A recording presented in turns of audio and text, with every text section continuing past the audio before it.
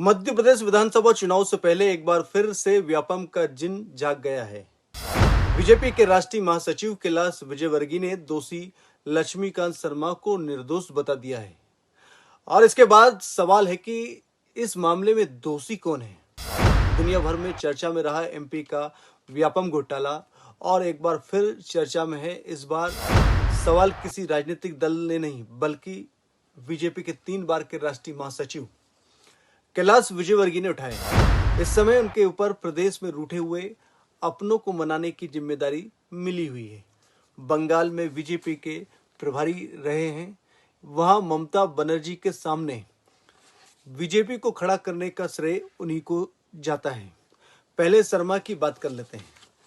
पहले शर्मा की बात सरस्वती शिशु मंदिर के शिक्षक और कथावाचक रहे लक्ष्मीकांत शर्मा शिवराज सरकार में महत्वपूर्ण मंत्री रहे थे।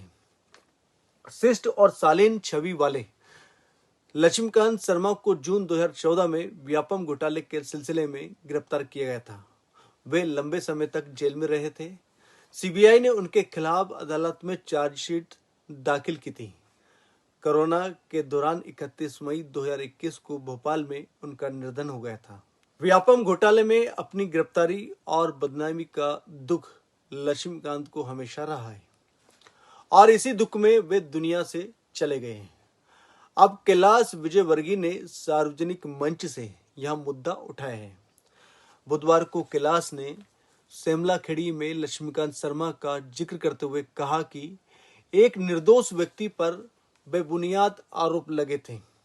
जो व्यक्ति उन्हें जानता है वह यह तो मान सकता है कि लक्ष्मीकांत शर्मा सब कुछ कर सकते हैं, लेकिन इस प्रकार का भ्रष्टाचार नहीं कर सकते हैं।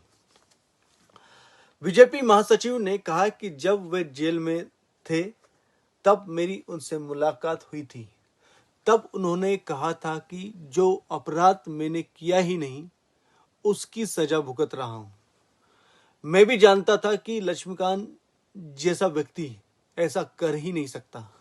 इस बात की वेदना आज भी मेरे मन में है। कैलाश विजयवर्गीय जिस मंच से यहाँ बोल रहे थे उस मंच पर लक्ष्मीकांत के भाई उमाकांत भी मौजूद थे। उमाकांत अभी सिरोंज से विधायक है। राज्य के सबसे बड़े मुख्यमंत्री कन्यादान घोटाले का खुलासा उन्होंने ही किया था। यह घोटाला मुख्यमंत्री के अपने जिले विदिशा में हुआ था और बीजेपी महासचिव के इस बयान के बाद यह सवाल फिर खड़ा हुआ है कि आखिर व्यापम घोटाले का असली मुजरिम है कौन, क्योंकि इस मामले में अब तक दर्जनों जाने गई है। सैकड़ों लोग गिरफ्तार हुए हैं। बड़ी संख्या में लोगों को सजा भी सुनाई गई है, लेकिन राज्य की क्राइम ब्रांच और एटीएस से लेकर सीबीआई तक ने ना तो किसी बड़ी मछली पर हाथ डाला है और ना ही यह खुलासा किया है कि इस घोटाले में जो करोड़ों का लेन देन हुआ वह रकम कहाँ गई। सीबीआई ने भी नकली परीक्षार्थी, दलाल और उन लोगों को पकड़ा जिन्होंने पैसे दिए, लेकिन पैसे किस किस तक पहुंचे हैं इस बात का खुलासा आज तक नहीं किया गया है। जहां तक घोटाले की बात है, सब जानते हैं कि माल किसके जरिए किस तक पहुंचा है, लेकिन किसी जांच एजेंसी ने उन लोगों पर हाथ नहीं डाला आज तक।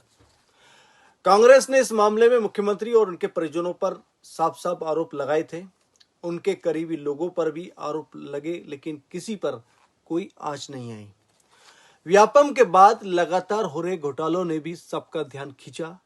हालत यह है कि घोटालों को व्यवस्था का अंग ही मान लिया गया। अब विधानसभा चुनाव के मौके पर कैलाश विजयवर्गीय द्वारा लक्ष्मीकांत शर्मा को निर्दोष बताए जाने के बाद एक बार फिर यह सवाल उठा है कि आखिर व्यापम का दोषी कौन है। सब कुछ नजर के सामने, लेकिन फिर भी सच आज तक सामने क्यों नहीं आया। जहां तक कैलाश विजयवर्गीय का सवाल है, वे बेबाक बात कहने के लिए जाने जाते हैं। एक जमाने में फॉर्चून की दुकान चलाने वाले और शौकिया भजन गायक रहे हैं। कैलाश ने कुछ ही महीने पहले दमोह में भी इसी तरह का धमाका किया था। तब उन्होंने सार्वजनिक मंच से पार्टी के वरिष्ठ और बुजुर्ग नेता जयंत मलैया से माफी मांगी थी और उनके साथ पार्टी के व्यवहार पर खेद जताया था। उस मंच पर मलैया को कथित तौर पर अपमानित करने वाले नेता भी मौजूद थे। उनके सामने ही पार्टी महासचिव की हैसियत से कैलाश ने वह बयान दिया था। वह आयोजन जयंत मलैया के 75वें जन्मदिन पर किया गया था।